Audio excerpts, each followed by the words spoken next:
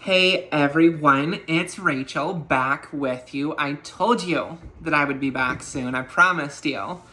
One video a week minimum, like we talked about. I'm gonna work really hard to make my upload day Wednesdays, because Wednesdays are a day that I don't work my typical day job normally. So it just worked really good with the schedule. I think it would be a good fit. So anyway, big thing I wanted to mention, I am so thankful for the video topic ideas that I got both in the comment section of my last video and also in the DMs of my Instagram.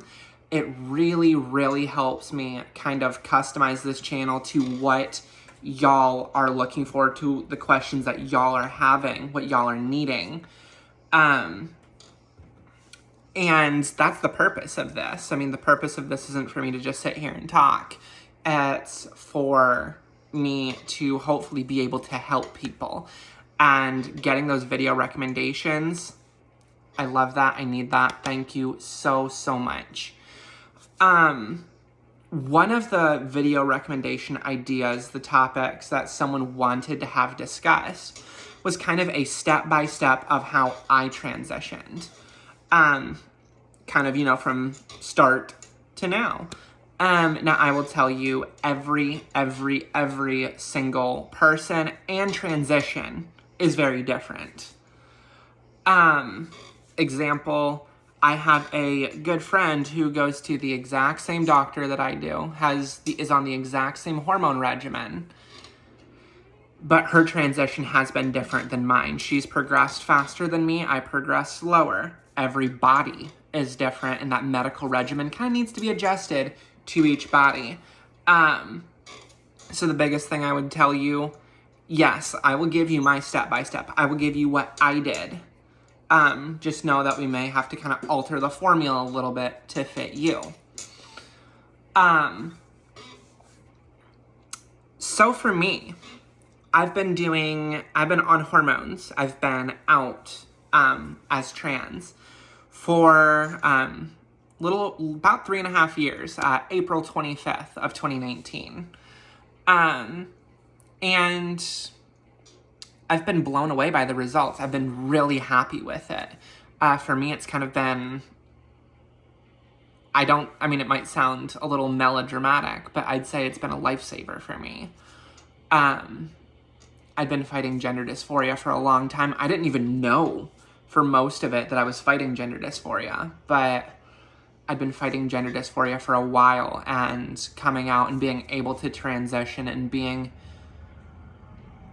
outside who I see myself inside has helped me so much. So without further ado, let's kind of get into that step by step. So when I came out, I was fairly new to Kentucky, did not know a lot of people, honestly didn't know what to do, how to do this. I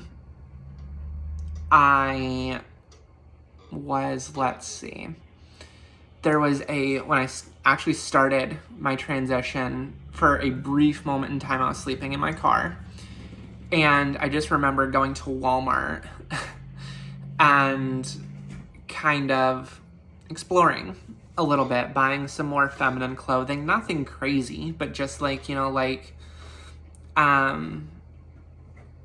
jeans, skinny jeans, and kind of like a cropped tank top, something that normally would never have been my style, but it felt amazing.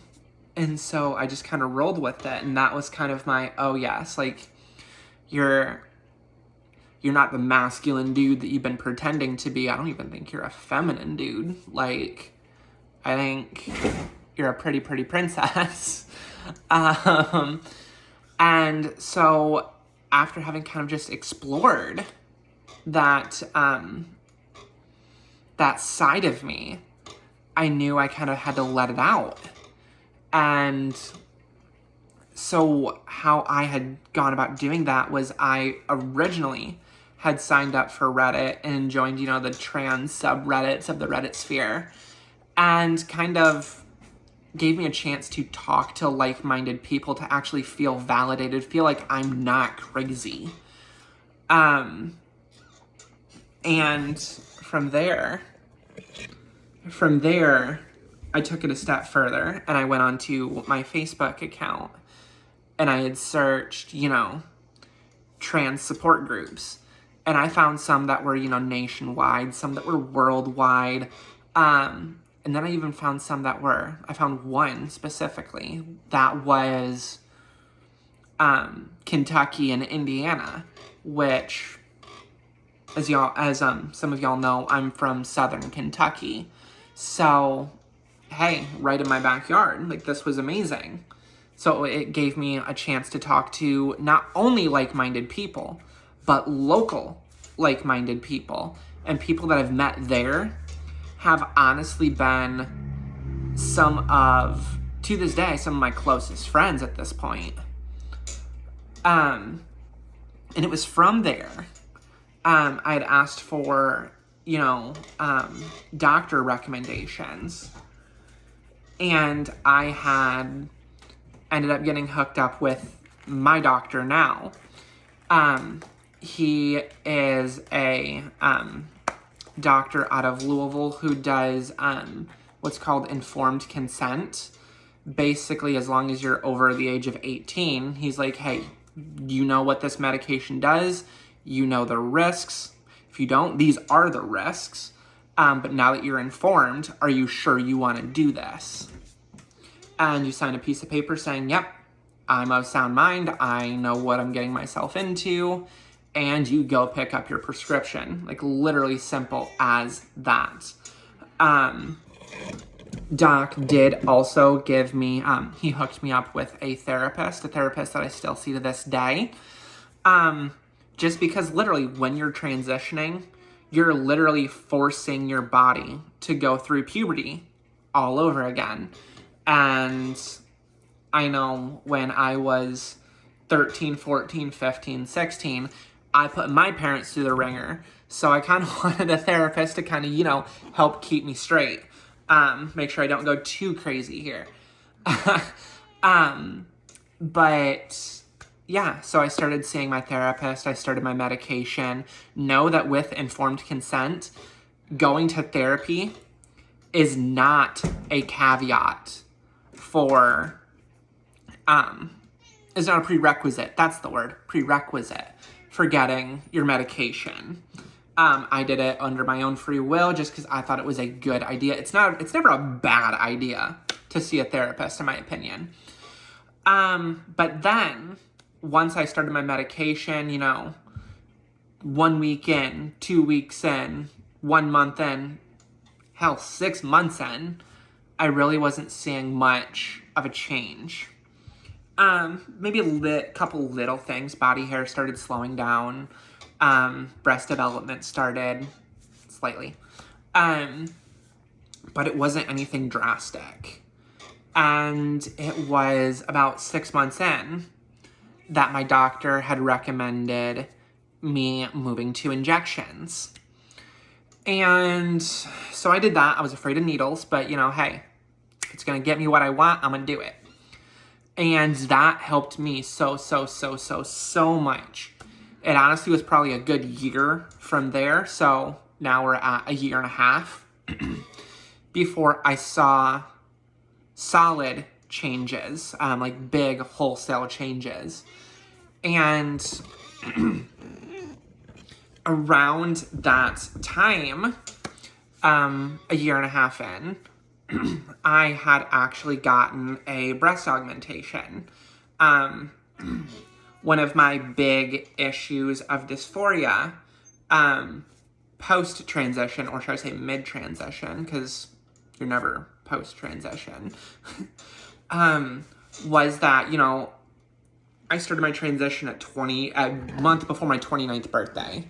And I've always been very athletic. So I've had these wide barrel shoulders, and I had absolutely nothing here. You know, I had something, but was nowhere near enough to look like they fit on my shoulders. So I got a breast augmentation. That was January of 2021. And that was the single most biggest thing for boosting my confidence that, blossomed me into the Rachel that you see today. Because I felt like, finally at that point, I felt like I look like I fit in. I look the part. Not that, passing is the operative goal. Being happy in yourself is the operative goal. But for me, that was a crucial step into making that happen. And in my next video, we are going to go into a lot more detail on that operation, how I got there, what recovery was like, how I afforded it. Because I think that's a pretty big topic of conversation. So next video, that's going to be what we cover. So just, pencil that in for next Wednesday because it's going down. Anyhow, but then after my operation, it's been the same thing. Like, I'm kind of a boring person. I've had the same job. I've had the same job for the same company. Lived in the same house, like everything. I went to the same doctor. So I'm kind of dull there. But hey, and so, after that operation, it was me just kind of living life. And it's been me living life for the last 3 years. I've built up my Instagram channel to the point that it's my Instagram page, to the point that it's allowed me to also now kind of do some modeling. Diversity is in. So I've been working with some companies. Amazon's my biggest one, in doing some modeling. And kind of branching out that way, using this channel to kind of create just another subcomponent of my brand. And I've been loving every second of it. And honestly, I think all of that took off after my surgery, after my breast augmentation. And I'm not going to say that it was done because you have boobs. It was done because it took off. I found success because I had confidence.